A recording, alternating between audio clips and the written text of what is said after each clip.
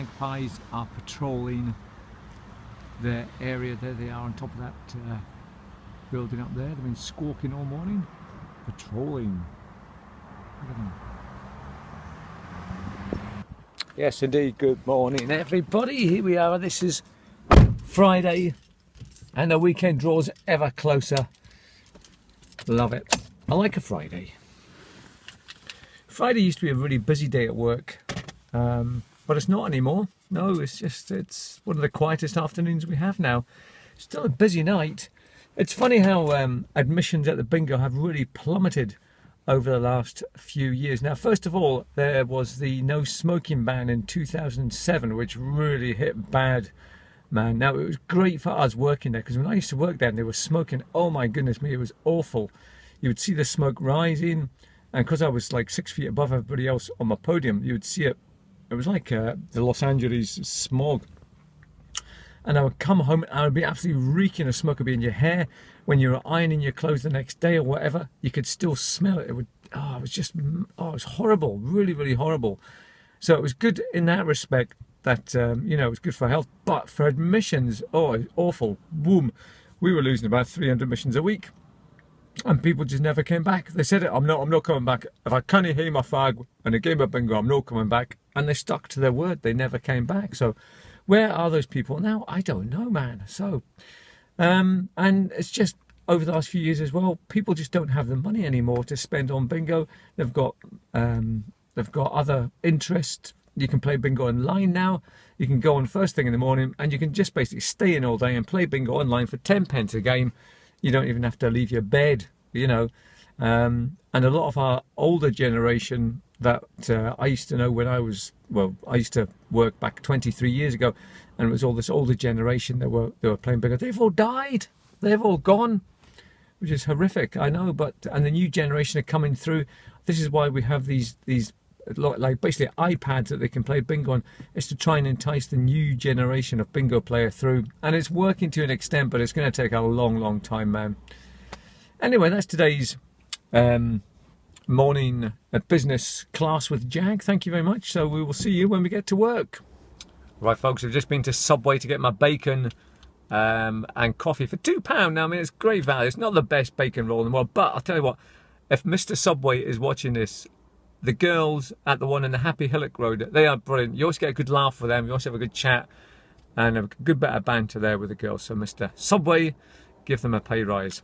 Well, give them something anyway. So, right, let's eat and then work. So here we are at work, folks. Just doing the safe check. There's one thing that I always get slagged at work for, is the way I do my ticks. I do a backward tick because I'm left-handed. This is the way I do my ticks. So this is the way better turn the pin on first. There we go. I always do mine like that. I can't help it. I've always done them that way. Tick. So people, oh, what's that tick all about? So, tick. And here's my signature. This is the Jag signature. That's it. That's the two most things I do at work. My signature and the tick. That's it. Crikey, man, I came out here for a nice white chocolate donut and I'm going to attacked by wasps.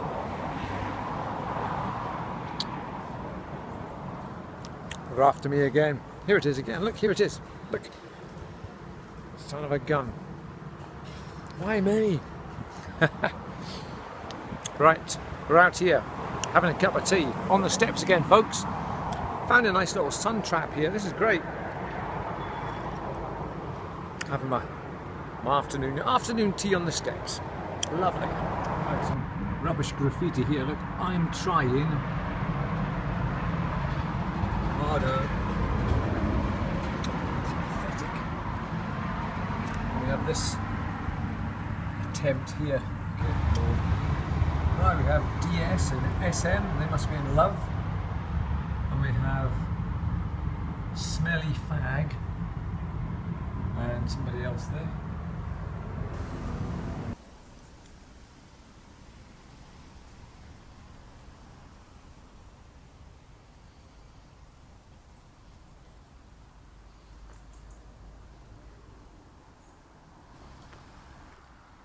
Alrighty folks, on the way home here I've stopped at Summerfield Terrace, Summerfield Avenue. This is where I used to live back in 1990, I think it was 1991 to 1993. I had a flat, it was right there. It's actually been demolished now.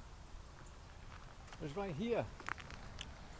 This was in my unemployed days when I was a bit of a rascal, a right lazy son of a gun. My dad and I weren't getting on at all, God rest his soul. Yeah, so this is it. This is the very place where I used to live. It was an absolute shithole, to tell you the truth, folks. It was an absolute dump. I remember there was damp on the walls at one point. I used to sleep on the couch and have a wee black and white TV. Oh my God, how the hell did I live like that, man? What on earth was going on in my head? I don't know. Yeah, but I had a lovely old lady that lived over the landing from me. Was it Mrs. White, I think? She was fantastic. She helped me out. She used to give me like food and homemade soup and things, because I was still a charming chap, you know, even though I was a bit of an arse, I must say. But so I didn't. And my mate Derek, he lived away over there, so I used to go and see him. But goodness me, yeah, what a blast from the past it is here, coming here. It's all demolished now. And up here, we'll go up here a little bit and see. Used to be an ethnic minority shop up here, where I used to go and get when my gyro came through, my £72 a fortnight came through. I used to come up here and get my supplies, my lifestyle mayonnaise and a couple of bits of bacon and oh man, tell you, well, how the hell did I live like that, man? I don't know. Oh, here's the shop here, it's still here. The shop's still there. Hamed's, that was it. Crikey, it's still there, folks, after all these years. Goodness. Oh, I wonder if old Ahmed is still working there. I don't think so, somehow. Look at this, we take Visa.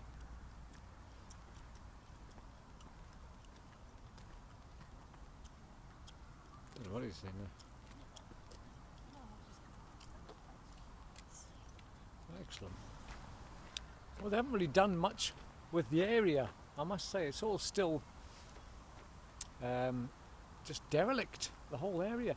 Used to be loads of sort of blocks of flats. It was like maisonettes we lived in. It was like, you know, block on top of each other. And I remember once what finished it off for me living there was there was a fire. There was a bunch of people living above me who were kind of like, I don't know what they were, man, but they were just like, anyway, it doesn't matter. They had a fire in the top flat, and I came home from staying over at somebody's house, and I walked in and everything was soaking wet. Couldn't believe it. Everything in my books, everything was damaged, man. And so I had to leave, and yeah, that was it really. I was forced to go and find something else. Right, we're going into Sainsbury's again for find some croissants for tea. Now, does anybody remember bubbly, Anglo bubbly? I'm gonna have a bit. Seeing as I'm on a bit of a bubblegum kick after the that chewing gum's actually not too bad. It keeps its flavour for ages. Right, here it is, bubbly. Oh goodness me, there it is. Remember that? It used to be in a blob like this. Right. Oh, there's that familiar taste coming back again. The wasp, what's going on? I've been plagued by wasps for the last couple of days.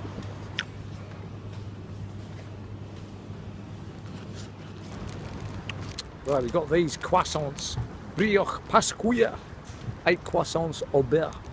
Butter croissants. Never had these ones before, so that's going to be my tea tonight. Nice cup of coffee and strawberry jam with croissants and butter. Yes. Our rocket's getting on. Not too bad. Okay, this is the parsley. That's coming on quite nicely as well, but oh, no rosemary. What's happening here? Disaster. Oh dear. Still, not looking too bad there. Oh. now we're just going to chill out and watch Andy Murray playing tennis. Oh, what's going on? He's getting beaten 5-4, one set all. Right. And I might have a little snooze as well. We've gone mad about something.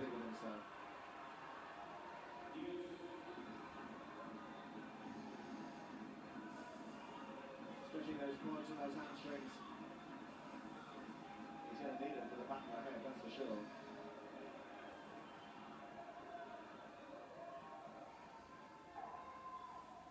Boo!